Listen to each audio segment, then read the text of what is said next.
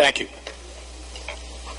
The first action items are the approval of minutes from various sessions of April 27th and May 4th, executive and regular. Move passage. Second. So moved and seconded. Mr. Winslow on the motion. I just had one question related to executive session minutes that are where there's still matters that are pending, like litigation. Those are held confidential then, yes. Even though all right. And then I do have some comments on our minutes from our last meeting. Let me see. Let's see. This is the May 4th, the minutes of the regular meeting, page 2. I had a couple of comments on that. Related to the approval of the 2009-2010 school calendar, I just wanted clarification, because my understanding is what we passed was a motion that I made the note to. I mentioned that we wanted to make the notations on Yom Kippur and Chinese New Year, and I just wanted to make clear that that was the motion that we passed. The motion that we passed is that the calendar will have those notations on that. I was confused by the minutes because Mr. Ivino and Ms. Rivera-Rogers noted with notations, and I was confused from the minutes as to what that was. So I just want the clarification that we passed a resolution that includes that notation. Is that correct? All right. And then I did have another correction on subcommittee updates. I'd love to take credit for the work that was done in the crosswalk at Salem Wood School, but that was a credit to Ms. Crow, so I wanted to make sure she gets the proper credit on the new crosswalk that's going in the Salem Wood School. So that was just one other additional change. So thank you very much.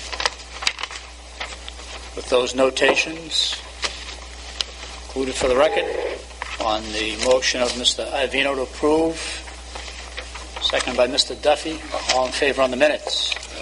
Aye. Second portion of the meeting is public comment, and now is the time for anyone in the audience to approach the committee. Please provide your name and address, Mr. Malden. Thank you. Good to see you. My name is Dana Brown, and I reside at 171 Cherry Street in Malden. Good evening, Mr. Chair, Superintendent Smith, members of the committee. I'm here tonight to speak on behalf of the current administrative model in place at Malden High School. The model is one of one principal and 4 house principals. Our enrollment today stands at nearly 1,700 students, and we have responsibility for over 150 staff. Each house principal supports over 425 students and approximately 35 house staff. The house principal role is an integral one to the success of Malden High School. Each house principal develops a special rapport with their students, staff, and parents, and helps create a climate of seriousness of purpose, as well as a strong culture of community within their respective house. There are far too many responsibilities for me to list tonight for the house principal, but I feel there are several to highlight. The house principal is responsible for the safety of their own 425 students in terms of both physical and emotional safety. The house principal is the chief disciplinarian for all of their students, and with 425 students under your care, this is no easy task. The house principal serves as each student's primary liaison to the teaching staff, the Department of Children and Families, the courts, probation, special education, adjustment counselors, and numerous outside agencies. The house principal works in collaboration with the house guidance counselor to ensure adherence to all graduation requirements for all of their house students. The house principal works in collaboration with the house guidance counselor to manage the task of carrying out the MCAS for all of the 9th graders in science and all 10th graders in math and ELA within their house. It amounts to several thousand tests per year within each house. Each of our house principals is responsible for a special cohort of students within their house, whether it is the students at the alternative school, the students coming back to school from institutions or hospital stays due to mental illness, or students so severely disabled that they are being toileted by the staff at Malden High School. This very special group of students is not being sent to out-of-district placements. They are here at Malden High School, and each house principal plays a large role in ensuring their success. House principals supervise and evaluate teaching staff and also share responsibility for mentoring our young staff or continually motivating our veteran staff. This part of the job could be full-time in itself. This spring, we begin work on a $77 million renovation. Over the next 3.5 years, every staff person in the high school will be moving 2 to 4 times to facilitate the project. Many, many students will be relearning room locations, office locations, and their schedule. Additionally, due to budget cuts, we could be down support staff such as paraprofessionals and secretaries.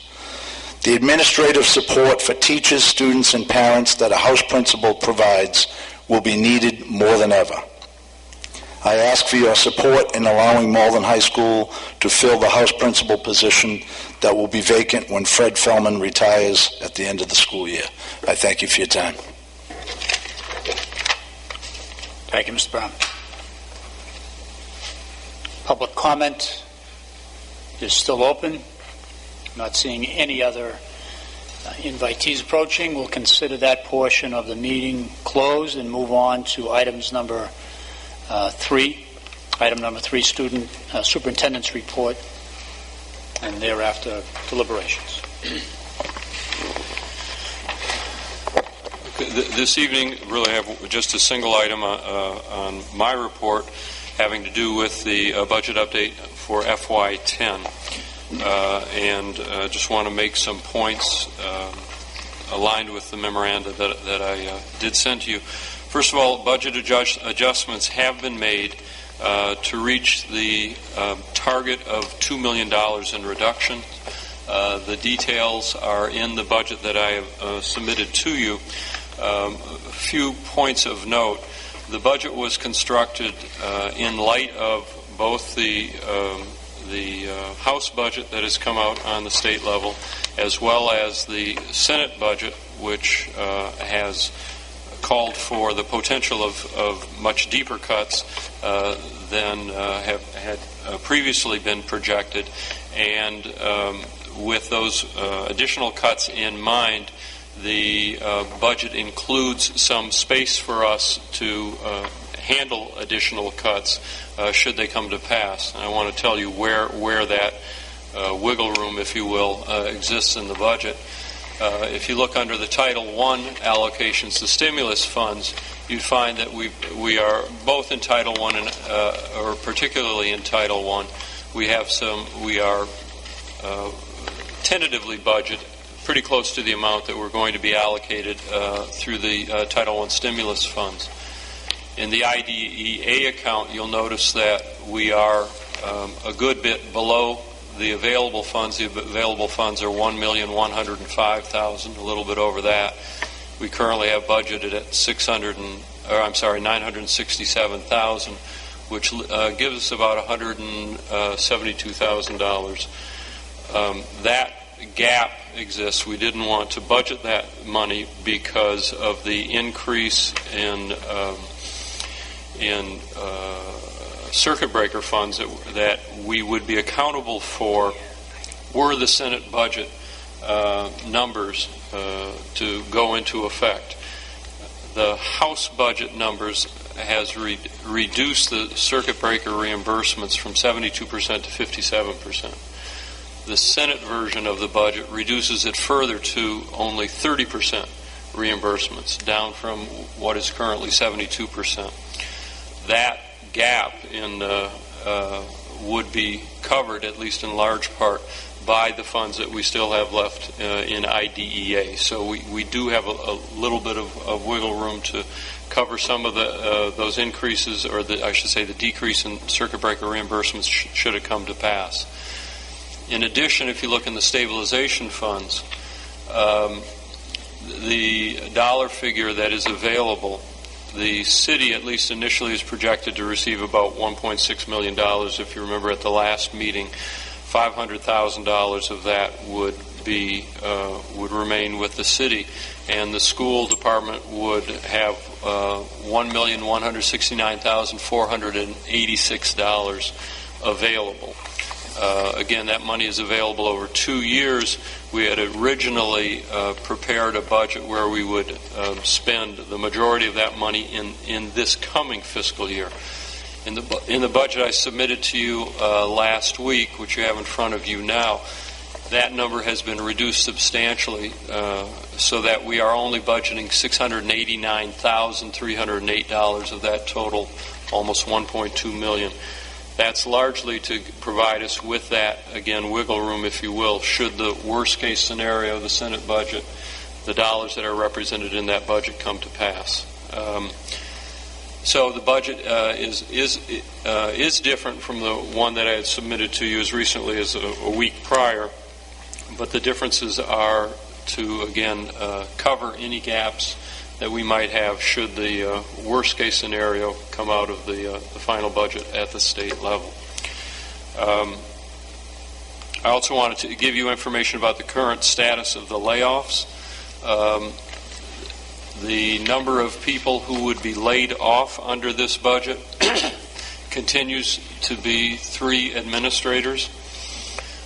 It is down a bit. I believe it's 1 or 2 positions on teachers to 19.4 teachers. Paraprofessionals remains at 27, and clerk secretaries remains at 3.5. Those are the actual number of positions that we would anticipate losing should this budget be the budget that ultimately is passed. In addition to that, I want to tell you a little bit about the actual layoff letters that went out last week and update you on those numbers, which are included in the memorandum, but there's an adjustment of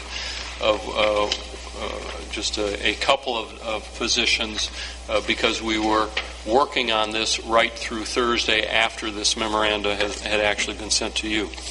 The layoff letters that went out last Friday went to 36 teachers, went to 2 Group 2 administrators, and went to 3 mathematics coaches. In addition, displacement letters, these are letters that went to folks who are being displaced from their current position in their buildings, but they will have positions in the district. Those displacement letters went to 9 additional teachers, and 1 teacher leader.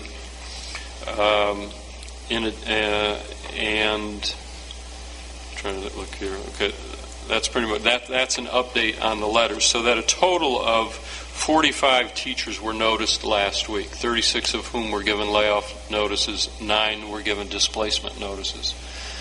The gap between the number of teachers, those 45 teachers who received letters, and the actual layoffs we anticipate of 19.4, that gap exists because we have to notice additional teachers. If a teacher is displaced from, say, a science position, but that person has an additional certificate in English language arts and mathematics, and there is someone junior to them in the district in those 2 areas of certification, we also have to give those 2 people letters because that science teacher may ultimately displace either of those 2 more junior teachers. And that's all in line with the contract we have with the Malden Education Association. And then finally, just the last note I'd like to make on the budget update that I submitted to you is in part to kind of piggyback on what Mr. Brown said. We have 2 particular positions, the Malden High School house principal and the Ferryway assistant principal, 2 positions that have been identified by some folks on the committee as positions that we should consider cutting from the budget. As I stated in the memorandum, I find that those 2 positions are critical for the ongoing operation of the district. I would like to bring that issue to bear. I know we have a budget committee meeting soon, and it will be brought to the attention of the budget committee when we meet. I think that's in a matter of just a few days. But I just want to highlight again what Mr. Brown said. It is important to me that both of those positions remain. In addition, it's important that we resolve that they remain, or whatever decision we make as quickly as possible, because I know that in the case of at least Malden High School, it is ready, if I'm correct, to offer the position or within a day or two of offering the position to somebody. We will hold that in abeyance for awaiting any decision, but we also need to know that those candidates are candidates elsewhere. And if we are not able to offer them positions, but we are going to keep the position in the budget, they will go elsewhere. And we will be back at the beginning of the application process all over again, having to consider additional candidates. So I just urge the members of the committee, and I know this will start with the Budget Committee, to reach closure on this particular issue as quickly as possible. That's it for the budget update, and I'd be happy to entertain any questions. Questions of the superintendent on the report? Mr. Iovino. Mr. Smith, on the displacement with regard to teacher, that's okay. I don't want to smell. With regard to the teacher leader, I assume that's at the high school? That is. And That is at the high school. the person who was displaced is being replaced by somebody more senior, is that correct? No, I'll tell you the situation of the teacher leader. The teacher leader would be funded next year under Title IIA funds. We have not currently been notified of that funding, so we had to displace the teacher leader because we don't have the money in hand. We hope that we have that we get a letter certifying that we receive that Title IIA funds, in which case we would, that teacher leader would be able to continue in her position. Thank you. Other questions on the report? The budget subcommittee meeting, Ms. Crowe, is scheduled for Actually, 5 o'clock. Work for you on Wednesday? 5 Wednesday. I'm sorry. Wednesday, 5. At 5 on Wednesday? Okay. I think we have to get, 48 hours of posting? So, so we could not do it on Wednesday at 5. Right. Wednesday at 6 is mine. Wednesday at 6 o'clock? No, she can't. It's going to be posted tomorrow morning, Tuesday, so it has to pass through Tuesday and Wednesday. So the earliest we could meet is Thursday, correct? Okay. Thursday. 5 on Thursday is fine. So the budget subcommittee meeting is 5 on Thursday Thank at you, the Ms. Crowe. central office. So noted by the clerk? Yeah, if you want to be. No other questions? Budget information continues to develop. It's on file.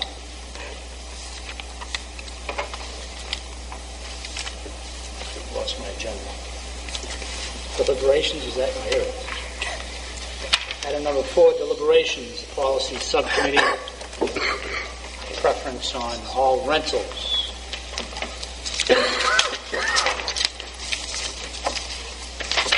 Mr. Iovino. Refer that, can we table that pending further discussion? So, move to table. Any discussion? Well, I will defer to the chairman of the policy subcommittee, Mrs. Rudd. I apologize. Thank you. As well. Thank you, Mr. Chairman. Wednesday, May 13th, the policy subcommittee met for discussion on the policy rental facilities preference to Malden groups. At this point, we more or less discussed the definition and defining the Malden base groups and when and how preference would apply. Mr. Iovino, representing the Buildings and Grounds Subcommittee, brought forth to us a draft of a said policy, and we defined it at that given point in time. We discussed how to administer and confirm and enforce the preference, but we're going to leave that to the superintendent in that regarding that enforcement and preference. And we would also have the rental, which would be Nancy Camarada. She would set up during the year a time that the Malden groups would schedule their rentals. So after further discussion, the policy subcommittee is bringing forth for implementation a policy which states, beginning with the start of 2009-2010 school year, any group, organization, or institution serving 75% or more Malden participants would have absolute preference in the rental of Malden public school facilities with regard to hours of rental and the location to be rented. In addition, the Malden Public Schools will not accept any advance payments for any group, organization, or institution outside the city of Malden in any attempt to circumvent the preference stated above. In order to register to rent a facility, any group, organization, or institution cannot have an outstanding balance. Any group, organization, or institution that falls behind in its rental payments will lose the opportunity to rent space. The superintendent of schools is the final arbiter in regards to the fair and equitable implementation of this policy. This is the policy that we would like to bring forth for consideration from the school committee as a whole. If you have any questions, comments, I do understand that Mr. Iavino still would like to add something to this, but I'd like to open it for discussion at this time. Thank you. Thank you, Ms. Vera Rogers. Now, Mr. Iavino, you're still entitled to a motion to table. Well, we can vote on that motion, or we can continue. I'll withdraw the motion to table at this time, reserving the right to reinstitute that. However, I would like just simply to add that there would be no subletting of space permitted for renting any of the Malden public school facilities. No subletting. I understand that the superintendent is the final arbiter, but I think that the superintendent needs to be aware that that could happen. Thank you. Ms. Vera Rogers. Thank you, Mr. Chairman. I understand where Mr. I is coming to us with that, regarding that and the concern about the subletting of space. But maybe that should be in the contract that is signed by all renters, stating that there is no subletting of space, because that way we have their signature, it's documented, by doing so, they are failing to abide by the rules and the regulations of their rental agreement. That would be fine with me as long as it's in there somewhere. So I'd like to make a motion to move this rental policy or rental policy. I'm going to have some procedural questions here. Mr. Iavino's recommendation is in the form of a motion to amend. Then we're going to have to pass on that motion to amend before we get to the final question of the overall policy. I have some questions on the policy itself, but I'll defer to some of the other members until we have all the questions out of the way, and then I'll ask. That was my question. Ms. Document.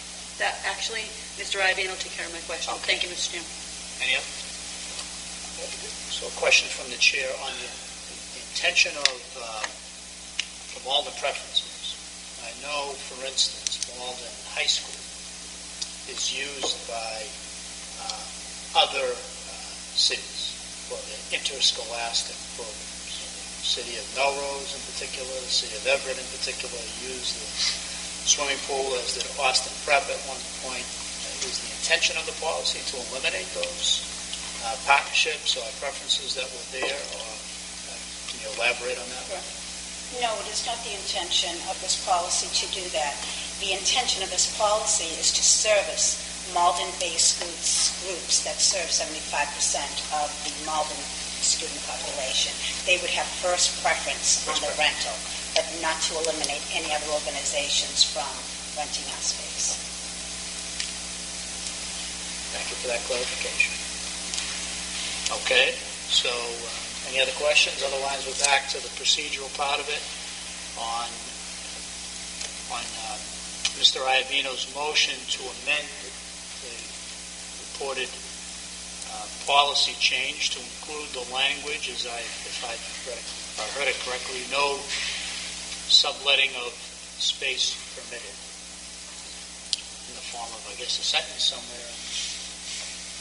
Bottom of No subletting of space permitted. That's what I heard you Right, say. that's right. I did say that. No subletting of space will be permitted by any group renting Malden public school facilities. Well, as long as it's in the contract. If it's in the contract as written now, I will withdraw the motion. I think it's vital that that be in there. It opens us up. And that's another piece of the puzzle that needs to be worked out by the superintendent and Nancy Camerata that services that department. The contract needs to be reviewed to make sure it does abide by our policy that we're bringing forward, and also the paragraph of stating no subletting. So basically, and then there's another piece to it that we had discussed, that the Buildings and Grounds brought forth, that we spoke with the superintendent. He's going to make sure that that is also in the contract. So that is a contract issue. Well, a point of information on the contract. Isn't the contract part of the policy of renting the facilities? No, this is It doesn't Malden re- preference. This is regarding Malden preference to service Malden 75% first. I understand that, what you're recommending, but I'm saying, isn't the fact that you need to sign a contract with as part of our policy for the rental of whatever facility it is. So we've already, my point is, we've passed on the form of that contract. So that's part of our policy. I'm saying Mr. Ivino's proposal here is still a motion to amend our policy by virtue of, even if it's an amendment to the contract is an appendage to the policy. So that's all I'm getting at. We just have to pass on that. All right, let me clarify something. Let me remove that motion and make a comment to the superintendent, who is going to be the final arbiter with regard to fair and equitable implementation. Will you, Mr. Smith, make sure that somewhere in that contract there is language that says, once we went to Group A may not sublet that time to any other group? Because I think it opens us up to a lot of liability. We have exposure in terms of liability, I believe, if I rent to you and you rent to someone else. And if we need a legal opinion, perhaps we could ask Howard Greenspan on that. No, I mean, I have no problem putting that into the contract, just as I have no problem putting it into this statement. Okay. Because there are other statements in this statement of policy which will be included in the agreement that is signed by the person who's renting the facility. That's why I believe that statement belonged in here. So I won't withdraw that motion. I'll keep it right where it is. And ask for... So let me help you rephrase it? Sure. You want to amend the contract to have this language in To it? have this language included. Okay. So regardless of what the report is on Malden preference, Mr. Ivino's motion to amend our policy on all rentals, to have the contract language read along the lines of what he said. The clerk has what he said. I believe No subletting. No subletting of space will be permitted to any group Right. or organization or institution that rents facilities of the Malden Public School. So let's take up that motion to amend the contract first. We'll deal with the policy on Malden preference for all rentals next. On the motion to amend the contract and the policy as stated by Mr. Ivino. Anybody else need the line? Second by Mr. Rivera. Let's call the roll on the contract amendments. Mrs. Kroll? Yes. Mrs. D'Angelo? Yes. Mr. Duffy? Yes. Mr. Iovino? Yes. Mrs. Rivera-Rogers? Yes. Mr. Winslow? Yes. Mayor Howard? Yes, passes. Now, on the report of Ms. Rivera-Rogers for the policy subcommittee for the Malden preference for all rentals. Everybody understands the language there? Yes. Ms. Rivera-Rogers is moving the change to the policy? Second. So noted. Seconded by Mr. Ivino. Call the roll. Is there any other discussion on that topic? Call the roll on that policy recommendation, please. Mrs. Kroll? Yes. Mrs. D'Angelo? Yes. Mr. Duffy? Yes. Mr. Iovino? Yes. Mrs. Rivera-Rogers? Yes. Mr. Altrino? Absent. Mr. Winslow? Yes. Mayor Howard? Yes, passes with yes. Thank all the members and the policy subcommittee in particular for the work on proposed changes. Any other policy, any other subcommittee updates? The consent agenda has approval of transfers listed, and there's information contained in the packet. Any questions on it? Otherwise, it appears as though it's being recommended for transfer without approval.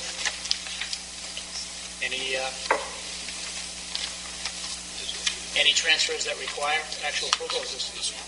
Yes. I move the transfer. So moved by Mr. Ivino, seconded by Ms. D'Angelo. Any questions on it? All in favor on the transfer? Aye. Thank you. Any other items? We can take some points of personal privilege, and then we can take the appropriate motion to adjourn. Bill Rogers. Thank you, Mr. Chairman. As a matter of fact, I'd like to congratulate the Citizens for Schools at the Salemwood. I attended their great annual WOW event, and it was wonderful. The children did a great job. Their mentors did a great job, and I was very impressed with this young man that stated as he introduced himself, and I will not say his name.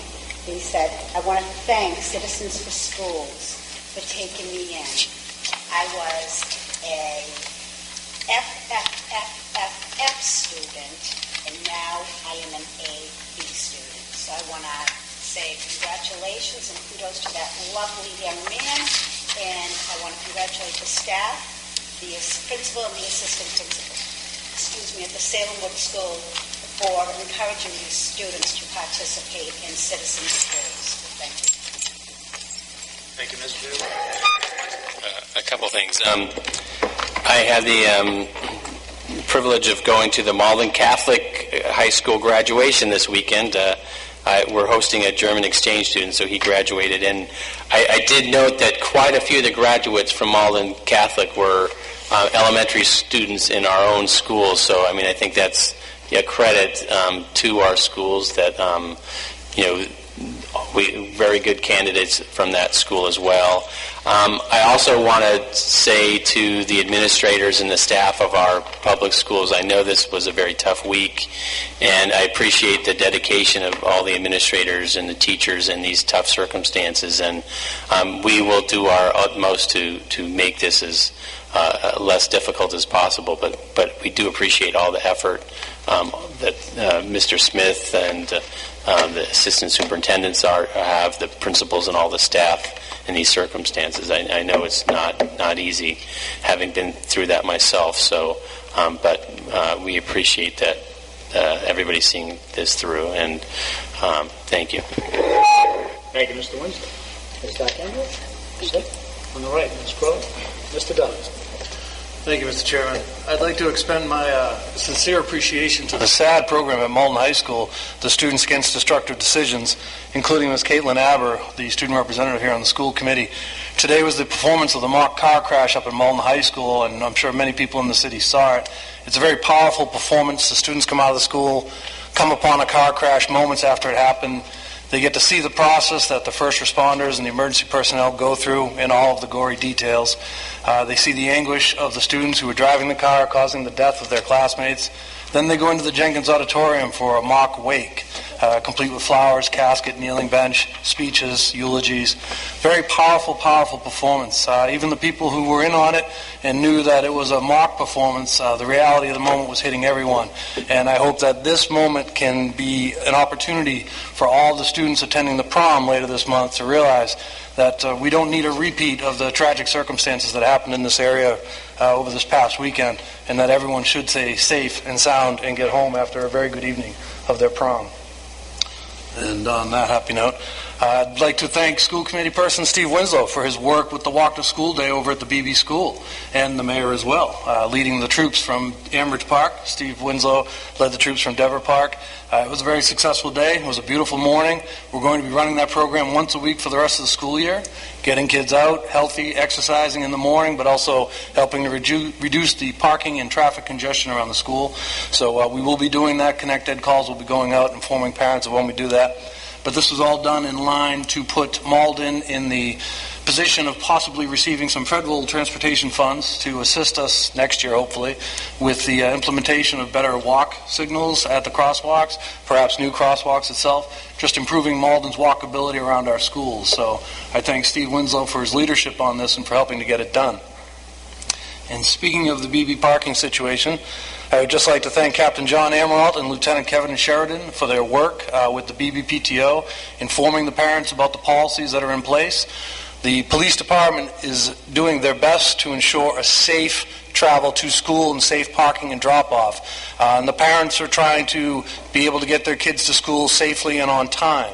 And I'm committed to working with both sides, trying to find that middle ground where everyone can get to school efficiently and easily, but also safely and without any danger around the schools. And so to that regard, we will be putting in place a new traffic pattern around the BB school.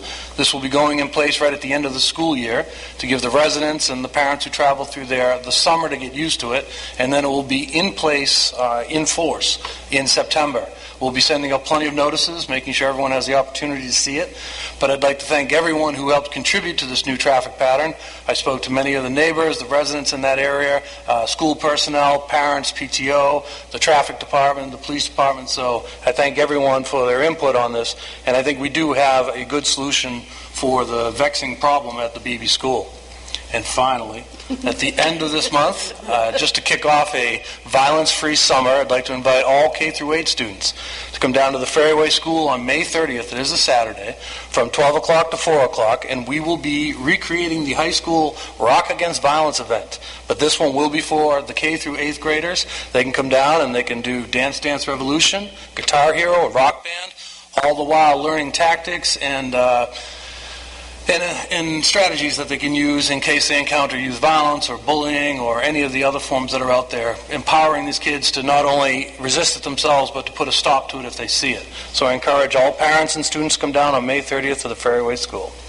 And that concludes this broadcast. Thank you. Thank you, Mr. Savino. I just want to double up on what Kevin said about safety at the prom. We certainly don't need a repeat of the tragedy that took place, and we ask everyone, every parent, every youngster to exercise caution. It doesn't take long to make a wrong decision, and those decisions can haunt you for the rest of your life. So please be wise and do the right thing. Always make an effort to do that. Again, I want to thank Gladys Rogers, Rivera Rogers, Steve Winslow, Kevin for the work that they did on the policy subcommittee with regard to the issue of Malden groups getting preference in the school rental facilities. And also to call attention to the fact that I believe it's this Thursday and Friday, Malden High School Drama Society is presenting the presentation of the Matthew Shepard Project, which is a very powerful presentation. And it's worthy of our citizens viewing it and taking part in it. I believe it's at the Jenkins Auditorium, 7:30, Nancy, is it? Is it 7:30 each performance? It's either 7 or 7:30, and I would say 7 so that people could be there. But it's something that is certainly worthwhile viewing and listening to the discussion that goes on about it. It's just very, very powerful. Thank you very much. Thank you, Mr. Avino.